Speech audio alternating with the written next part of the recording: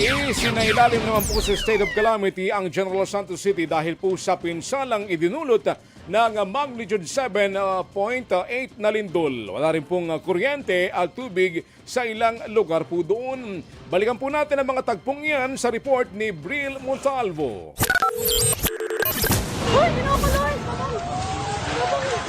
Sa pulsa video ang pagguho ng gusali ng isang fast food branch sa General Santos City dahil sa magnitude 7.8 na lindol. Halos mabalot ng alikabok ang lugar. Ang mga motorista napahinto sa kalsada at napakapit sa kanilang sasakyan. Nang matapos ang pagguho, agad pinasok ng mga otoridad ang gusali. Tao! Labas kayo dyan! Labas kayo! Bakas ang matinding pinsala. Lord Jesus Christ! Meron din iba pang pumasok sa gusali para maghanap ng mga survivor. Pero pinaalis din sila dahil sa panganib. Ano ginagawa niyo dyan? Patuloy pa ring nag-ikot ang rescuer. Pukpok kung nakita ko! Pukpok lang! Isave ka na mo!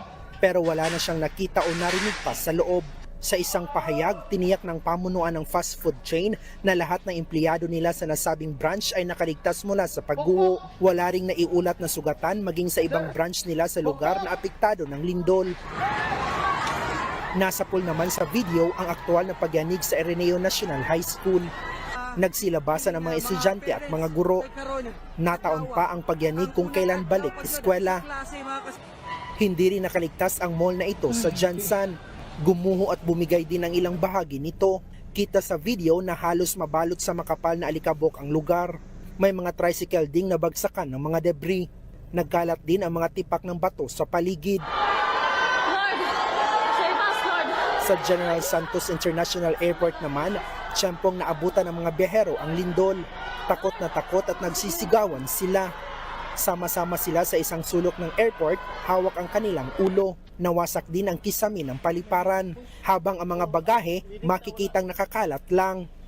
Bumagsak naman ang kisame ng Holy Cross Parish Church. Kita sa video na napuruhan ang simbahan.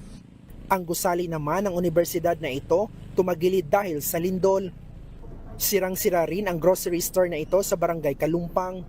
Ayon sa kanilang gwardya, agad nakatakbo ang mga tao palabas, maliban sa dalawa pang nawawala na huling nakita sa meat section ng grocery. Ito na ngayon ang itsura ng tatlong palapag na grocery store dito sa barangay Kalumpang matapos ang pagyanig ng 7.8 na lindol. Ayon sa otoridad, isang bangkay na ang kanilang na-recover habang dalawang bangkay pa ang pinaghahanap sa ngayon. Ayon sa FIVOX, ang General Santos City ang nakaranas ng pinakamalakas na pagyanig nang tumama ang 7.8 magnitude na lindol sa Mindanao. Sa panayam ng Frontline Pilipinas sa CDRRM ng General Santos City, as of 7 p.m., umakyat na sa 12 ang nasawi sa kanilang lungsod dahil sa lindol. 144 naman ang sugatan habang 4 ang nawawala. Higit 400 pamilya naman ang apektado. Nawalan din ng kuryente at tubig sa Jansan kasunod ng lindol. Wala pa po kaming normal na power supply as of now. Mostly po sa mga gumagana ngayon, mga power generators. Isinailalim na rin ang General Santos City sa state of calamity kasunod ng pagyanig.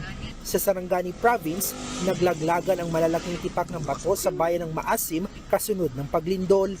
Hindi tuloy makadaan ang mga sasakyan.